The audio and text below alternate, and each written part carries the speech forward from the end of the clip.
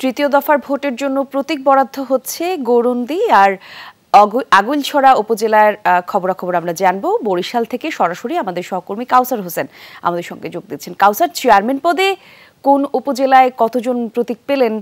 সেই তথ্য যদি আপনার কাছে থাকে আমাদের একটু জানাবেন।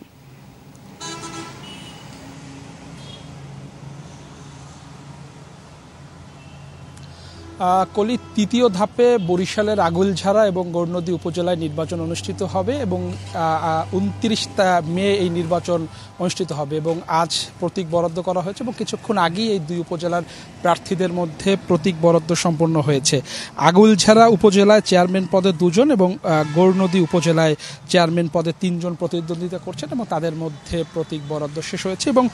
আজই কিন্তু প্রতীক বরাদ্দের পরপরই প্রার্থীরা চাইলে তাদের প্রচারণা শুরু করতে পারবে এবং নির্বাচন আগের দিন পর্যন্ত তারা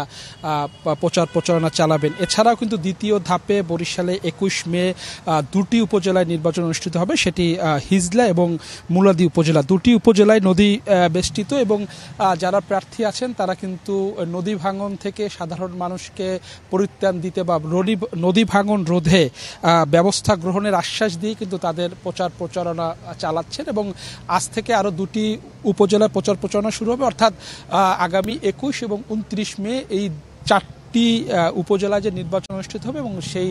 নির্বাচনে যারা প্রার্থী রয়েছেন তারা এরই মধ্যে প্রচারণা শুরু করে দিয়েছেন এবং নির্বাচন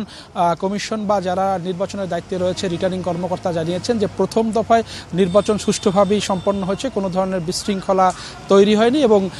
দ্বিতীয় এবং তৃতীয় দফায় তারা আসলে প্রথম দফার মতোই আসলে মডেল হিসাবে তারা নিচ্ছেন এবং যাতে এই দুই নির্বাচনে কোনো ধরনের বিশৃঙ্খলা যাতে সৃষ্টি না হয় সেদিকে তারা নজর রেখেছেন। কলি, ধন্যবাদ আপনাকে কাউসার।